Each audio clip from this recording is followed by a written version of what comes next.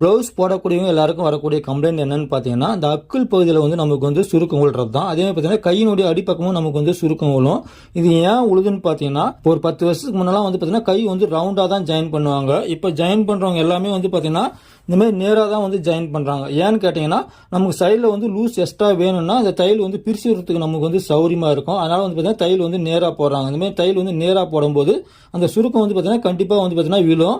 இந்த சுருக்கம் வராமல் என்னன்னா, இந்த கை வந்து பார்த்தீங்கன்னா நம்ம வந்து ரவுண்டாக வந்து ஜாயின் பண்ணணும். இந்த ப்ளவுஸில் வந்து பாருங்கள் கை வந்து நமக்கு ரவுண்டாக தான் வந்து ஜாயின் பண்ணியிருக்கிறாங்க. ஆனால் இதில் என்ன ஒரு ப்ராப்ளம்னு பார்த்தீங்கன்னா, நம்ம செஸ்ட் அளவு வந்து எக்ஸ்டெண்ட் பண்ணணும், இல்லை கை ஆர்மோல் ரவுண்ட் வந்து எக்ஸ்டெண்ட் பண்ணணும்னா நம்ம கையை வந்து திரும்ப பிரிச்சு எடுத்து தான் வந்து பார்த்தீங்கன்னா நம்ம வந்து எக்ஸ்டெண்ட் பண்ணுற மாதிரி இருக்கும். அதனால தான் பார்த்தீங்கன்னா இந்த மெத்தேடை வந்து யாரும் வந்து ஃபாலோ பண்ணுறதில்ல. இந்த மாதிரி எப்படி சார் ரவுண்டாக வந்து கை வந்து ஜாயின் பண்ணுறது எங்களுக்கு தெரியாது அப்படின்னு நினச்சிங்கன்னா கவலையே படாதீங்க. மறக்காமல் தகடு டெய்லர் சேனலை வந்து சப்ஸ்கிரைப் பண்ணி ஃபாலோ பண்ணுங்கள். இது போன்ற வீடியோக்களை தொடர்ந்து நீங்கள் வந்து பார்க்கலாம்.